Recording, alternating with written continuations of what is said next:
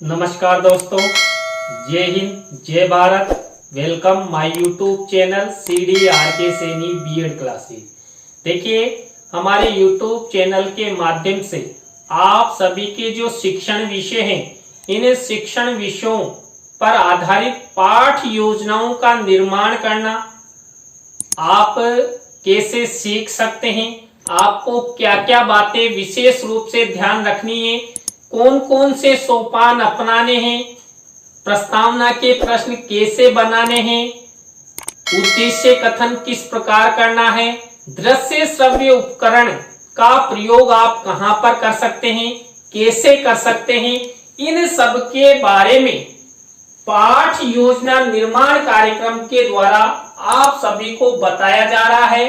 और आज की लाइव क्लास में हम नागरिक शास्त्र पाठ योजना क्रमांक 10 के अंतर्गत भारतीय संसद पर आधारित एक पाठ योजना का निर्माण करना आपको बताएंगे कि आप सिविक्स पर भारतीय संसद इस टॉपिक का चयन करते हुए पाठ योजना का निर्माण कैसे कर सकते हैं। तो सबसे पहले जब हम पाठ योजना का निर्माण करते हैं तो सबसे पहले श्यामपट पूर्ति की जाती है। ये श्यामपट है और श्यामपट पर वही विद्यालय का नाम, कक्षा, दिनांक, विषय, कालांश का समय और बीच सेंटर में हमारा प्रकरण लिखा जाता है। प्रकरण को अंडरलाइन किया जाता है, इन्वर्टेड कॉमास में बंद किया जाता है। विशेष रूप से आपको मैं बता दूं कि आप जहां पर भी प्रकरण का नाम लिखेंगे उसको अंडरलाइन करेंगे और इन्वर्टेड कॉमास में बंद करेंगे। तो ये श्यामपट पूर्ति के बाद हम उद्देश्यों का निर्माण करते हैं। उद्देश्यों के साथ साथ विशिष्टीकरण और अपेक्षित व्यवहारगत परिवर्तन बनाते हैं। और ये उद्देश्य, विशिष्टीकरण और अपेक्षित व्यवहारगत परिवर्तन उद्देश्य और मेन प्रकरण को ध्यान में रखते हुए ही बनाए जाते हैं। देखिए, यहाँ पर जो भारतीय संसद है, इस भारतीय संसद पर आधारित जो पाठ योजना हम बनाने जा रहे हैं, उस पाठ योजना के अंतर्गत हम सबसे पहला उद्देश्य बनाते हैं ज्ञान। अब ज्ञान पर आधारित ये विशिष्टीकरण और ये अपेक्षित व्यवहारगत परिवर्तन आपको बनाना है। 1 से 2 विशिष्टीकरण और 2 से 3 अपेक्षित व्यवहारगत परिवर्तन आपको आपके प्रकरण और उद्देश्य का ध्यान में रखते हुए बनाना है। इसी तरह जो दूसरा उद्देश्य है अवबोध से रिलेटेड ये विशिष्टीकरण और ये अपेक्षित व्यवहारगत परिवर्तन आपको बनाना है। तो ये हमारे 2 उद्देश्य हुए। 3rd नंबर का उद्देश्य है ज्ञानोपयोगी। ज्ञानोपयोगी से रिलेटेड ये विशिष्टीकरण आपको बनाना है और ये अपेक्षित व्यवहारगत परिवर्तन आपको बनाना है। इसी तरह कौशल से रिलेटेड ये विशिष्टीकरण बनाना है और ये अपेक्षित व्यवहारगत परिवर्तन बनाना है। 5वें नंबर का हमारा उद्देश्य है अभिरुचि। अभिरुचि से रिलेटेड देखिए यहाँ पर विशिष्टीकरण। अब यहाँ पर देखिए वही विशिष्टीकरण में हमारा उद्देश्य और प्रकरण को ध्यान में रखते हुए यहाँ पर विशिष्टीकरण बनाया गया है। इसी तरह यहाँ पर जो ये अपेक्षित व्यवहारगत परिवर्तन बनाए गए हैं, इनमें भी वही हमारे प्रकरण और हमारे उद्देश्यों को ध्यान में रखा गया है। हमारा 6 नंबर का उद्देश्य है अभिवृत्ति। अभिवृत्ति से रिलेटेड ये विशिष्टीकरण और ये अपेक्षित व्यवहारगत परिवर्तन। इस तरह आपको कम से कम 6 उद्देश्य बनाने हैं। किस पर आधारित?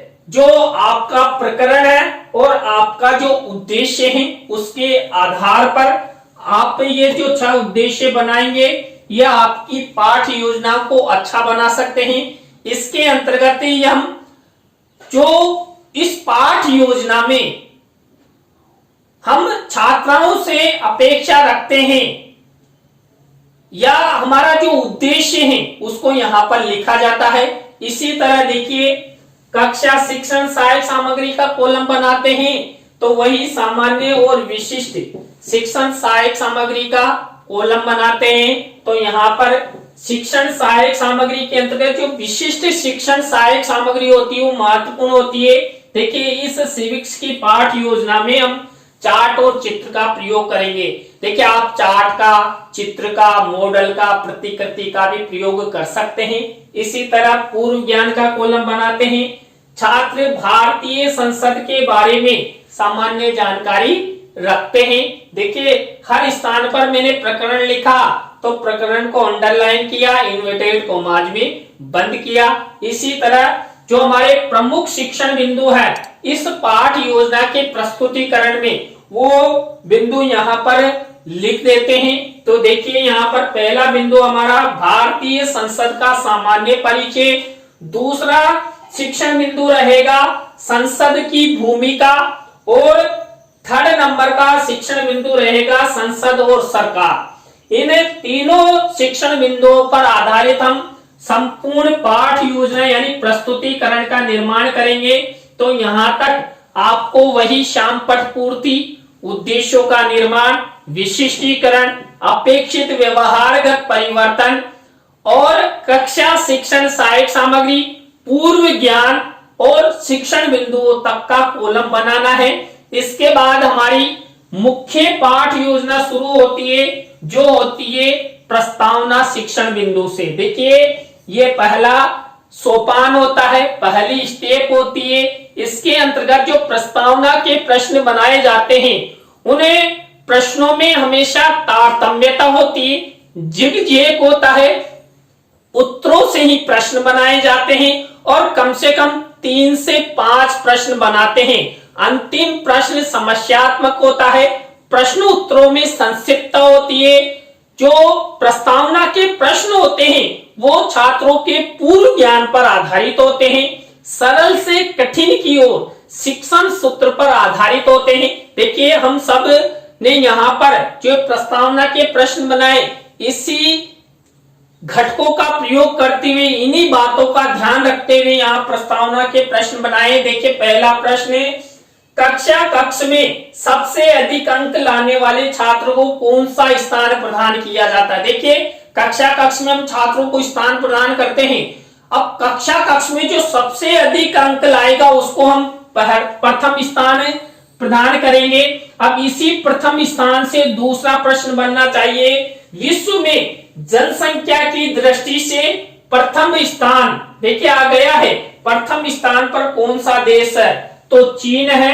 अब चीन से अगला प्रश्न बनेगा चीन के बाद जनसंख्या की दृष्टि से द्वितीय स्थान पर कौन सा देश है तो भारत। अब भारत से ही अगला प्रश्न बनना चाहिए तो बना हुआ है, भारत में केंद्र स्तर पर भारतीय विकासार्थ फैसले एवं कानून बनाने का कार्य कहां पर होता है, भारतीय संसद में होता है। और इसी भारतीय संसद जो हमारा उत्तर मिला उसी से अगला प्रश्न किया गया है, भारतीय संसद के बारे में आप क्या जानते हैं। तो अंतिम प्रश्न समस्यात्मक हो गया। प्रश्नों में देखिए जिग-जैग है, तारतम्यता है, उत्तरों से प्रश्न बनाए गए हैं और सरल से कठिन की ओर यहाँ पर शिक्षण सूत्र का प्रयोग किया गया है। ये जो भी प्रश्न है छात्रों के पूर्व ज्ञान पर आधारित बनाए गए। तो इन सब बातों का, इन सब घटकों का आपको विशेष रूप से ध्यान रखना है। जब आप सिविक्स की पाठ योजना का निर्माण करो तो प्रस्तावना शिक्षण बिंदु के बाद हमारी सेकंड स्टेप आती है उद्देश्य कथन। देखिए यहाँ पर उद्देश्य कथन जो संबंधित प्रकरण है उसके बारे में किया जाता है। तो बच्चों आज हम सब भारतीय संसद का, देखिए भारतीय संसद का यहाँ पर शिक्षण सहायक सामग्री में मिनीचर लगाया गया है। तो बच्चों आज हम सब भारतीय संसद का सामान्य परिचय, संसद एवं सरकार, संसद एवं संसद की भूमिका के बारे में विस्तार पूर्वक अध्ययन करेंगे। तो ये उद्देश्य कथन हुआ। उद्देश्य कथन के बाद हमारी थर्ड स्टेप थर्ड शिक्षण बिंदु आता है प्रस्तुतिकरण, यानी कि जो पाठ जो हमने प्रकरण लिया है इस प्रकरण का प्रस्तुतिकरण। अब प्रस्तुतिकरण के अंतर्गत हम वही 3 शिक्षण बिंदु हमने पहले आपको बता दिया है। तो पहला शिक्षण बिंदु लिया हमने भारतीय संसद का सामान्य परिचय। अब इसी से रिलेटेड ये विकासात्मक प्रश्न किए जाएंगे और ये विकासात्मक उत्तर आपको बनाने हैं। 3 हम विकासात्मक प्रश्न बनाते हैं और यहाँ पर ये उत्तर लिखते हैं। इसी तरह का फॉर्मेट का उपयोग आपको करना है। इसके बाद देखिए नेक्स्ट भारतीय संसद का जो सामान्य परिचय हमने फर्स्ट शिक्षण बिंदु लिया, उससे आधारित ये छात्र अध्यापक छात्र अध्यापिका कथन किया जाता है और इसी में से ही जो मुख्य कोई शब्द है सेंटेंस है उसको श्यामपट्ट कार्य वाले कॉलम पर मिनिएचर के रूप में लिखा जाता है। देखिए पहला शिक्षण बिंदु लिखा हुआ है और उससे रिलेटेड ये मुख्य शब्द सेंटेंस यहाँ पर लिखे गए हैं। और इधर शिक्षण सहायक सामग्री के कॉलम में भारतीय संसद के बारे में हम सामान्य परिचय का अध्ययन कर रहे हैं, तो भारतीय संसद का चित्र मिनिएचर के रूप में लगाया गया है। तो ये विकासात्मक प्रश्नों के बाद ये छात्र अध्यापक छात्र अध्यापिका कथन हुआ।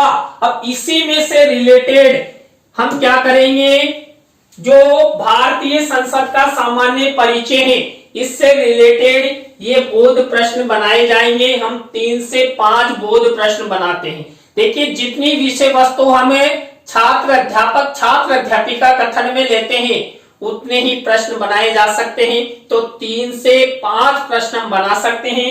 तो यहाँ पर ये बोध प्रश्न ये बोध उत्तर।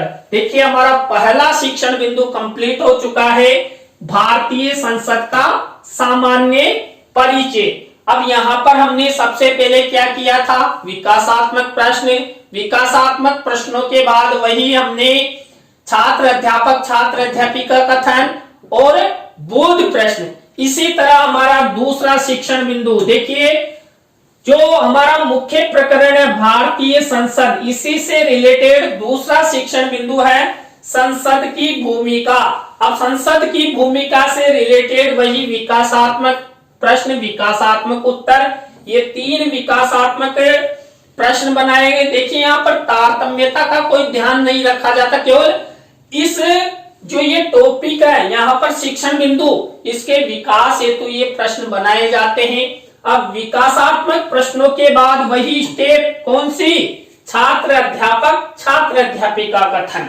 अब ये छात्र अध्यापक छात्र अध्यापिका कथन किससे रिलेटेड है, संसद की भूमिका से रिलेटेड। अब इसी में से मुख्य शब्द सेंटेंस को श्यामपट्ट कार्य वाले कॉलम पर ब्लैक शीट के मिनिएचर पर लिखा जाता है, ये लिखा हुआ है। और जो संसद की भूमिका है ये छात्र अध्यापक छात्र अध्यापिका कथन हुआ। इसी से रिलेटेड शिक्षण सहायक सामग्री में मिनिएचर का उपयोग चित्र का उपयोग किया गया है। देखिए हमने जो कक्षा शिक्षण सहायक सामग्री का कॉलम बनाया तो उसमें लिखा था चार्ट और चित्र का प्रयोग करेंगे। तो ये चार्ट और चित्र का प्रयोग यहाँ पर इस सिविक्स की पाठ योजना के अंतर्गत किया गया है।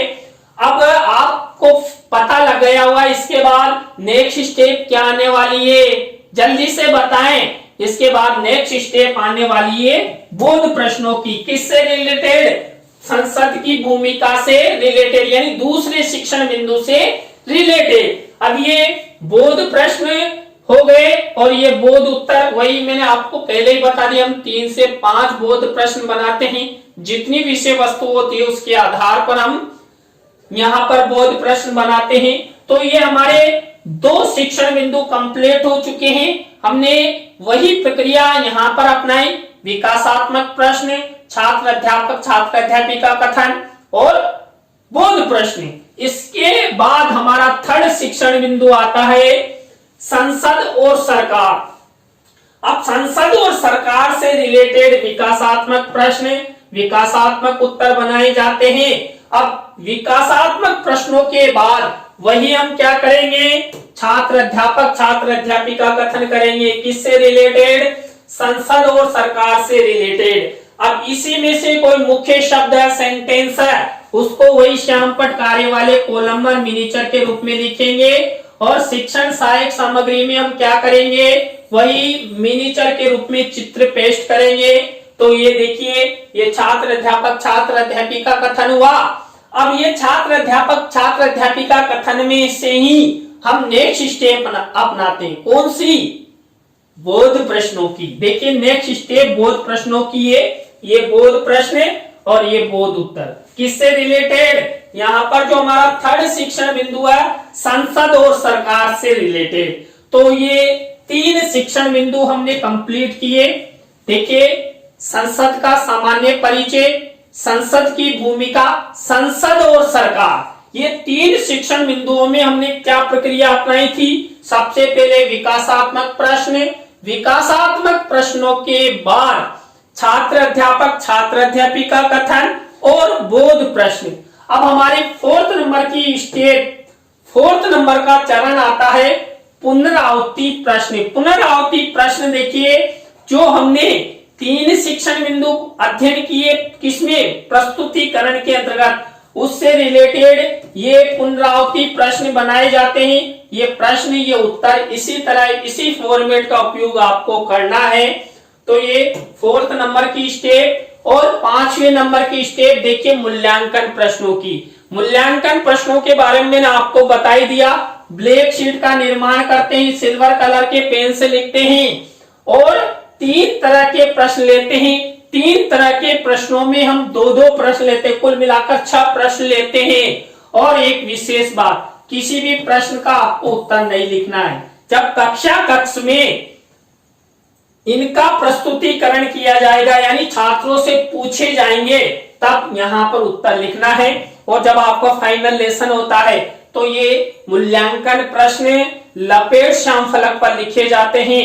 एक तरफ मूल्यांकन प्रश्न और एक तरफ गृह कार्य लिखा जाता है। देखिए अंतिम स्टेप भी है गृह कार्य। तो ये गृह कार्य का प्रश्न श्यामपट्ट कार्य वाले कॉलम में वही मिनीचर का निर्माण करके बनाया गया है।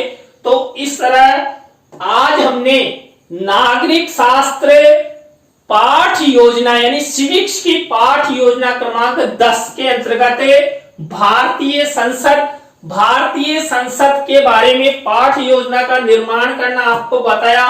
आज की पाठ योजना आपको कैसी लगी कमेंट्स में हमें जरूर बताएं। अच्छी लगी हो तो लाइक करें, कमेंट्स करें और शेयर जरूर करें दोस्तों। इसी तरह नई पाठ योजना के साथ हम आपसे फिर मिलेंगे CDRK सैनी BEd क्लासेज पर। जय हिंद, जय भारत, राम राम सा।